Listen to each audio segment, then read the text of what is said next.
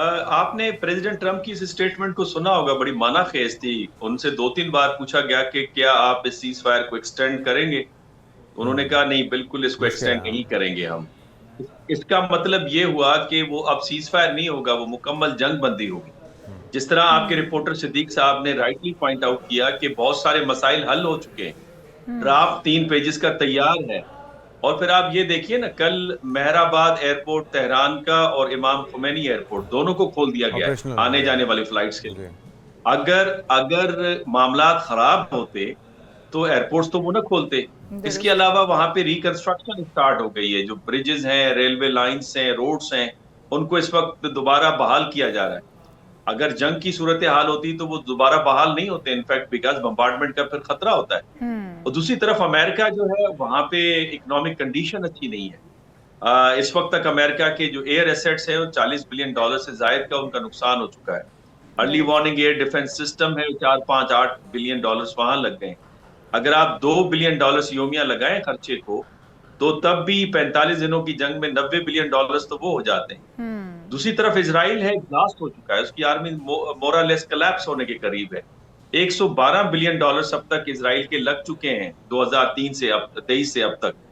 और इसके अलावा जो उनकी एग्रीकल्चरल सेक्टर है, टूरिज्म का सेक्टर है, वो बिल्कुल कोलैप्स कर गया है। ईरान है, तो ईरान के बारे में अल जजीरा की रिपोर्ट में देख रहा था, 270 से $1 ट्रिलियन का नुकसान हुआ है। जीसीसी ममालिक का एक $3 ट्रिलियन तक का नुकसान हुआ है। कतर, कुवैत, बहरीन, इन्होंने तकरीबन 1.5 से अच्छा, तीन आपने बिलियन डॉलर जीसीसी अपने ममालिक की डिफेंस बात बजट में की बढ़ा डॉक्टर साहब, हमने गुज़श्ता रोज़ एक और भी तब्दीली देखी है यूएई की तरफ से। अमेरिका से कहा गया कि जी हमारा जो नुकसान हुआ है अब उसको पे करने का वक्त आ चुका है। एक तो वो कहते हैं कि जी हमारे पास डॉलर्स की शॉर्टेज हो गई, तो फिर जो पेमेंट्स होंगी वो शायद मुमकिन तौर पे चीनी युआन में होंगी। तो एक बड़ा झटका ये भी लगाया, और साथ में वो फिर वो कह रहे हैं कि आपने हुर्मस के हवाले से भी मुस्तकिल उसको खोला जाए बगैर किसी भत्ते के। तो ये जो एक तब्दीली है जो पॉलिसी में अंदर हम देख रहे हैं, इससे पहले मुकम्मल तौर पे झुकाव अमेरिका और इजराइल की तरफ रहा यूएई का, हम देखते थे। लेकिन अभी ये जो बयानात हैं कुछ बदले बदले दिखाई देते हैं। जी, चूंकि इस वॉर के बाद एक असेसमेंट तो है, यूएई के एकेडेमिया की तरफ से जो बयानात आ रहे हैं वो यूएई की हुकूमत के बगैर तो नहीं हो सकते। जीसीसी ममालिक में कोई अपने आजादाना बयानात दे नहीं सकता। उनका ये कहना कि जो अमेरिकन मिलिट्री बेसिस हैं हमारे यहाँ, वो हमारे लिए एसेट नहीं है, बल्कि हमारे ऊपर वजन है, बल्कि हमारी इनसिक्योरिटी का बाइस है।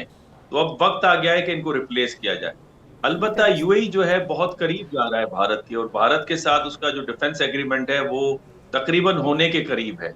ओके। और हमें मालूम है कि इब्राहिम अकार्ड का वो हिस्सा बने 2020 के अंदर, और उसके तहत उनके जो डिफेंस एग्रीमेंट है इसराइल के साथ वो भी साइन हुआ है। और आपको याद होगा कि 3 साल पहले यूएई और इसराइल के दरमियान में 0 फ्लाइट्स थी।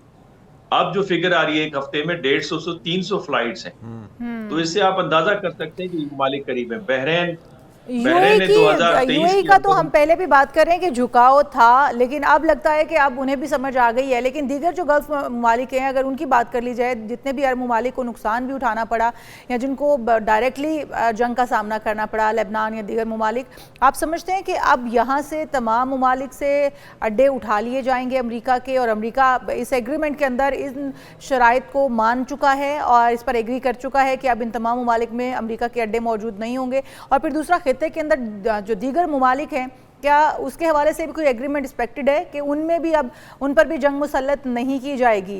गजा का मामला है, लेबनान का है, दीगर ममालिक हैं, तो क्या आप समझते हैं कि ईरान के साथ उस मामले को भी डिस्कस किया जा रहा है या ये भी शर्त में शामिल होगा?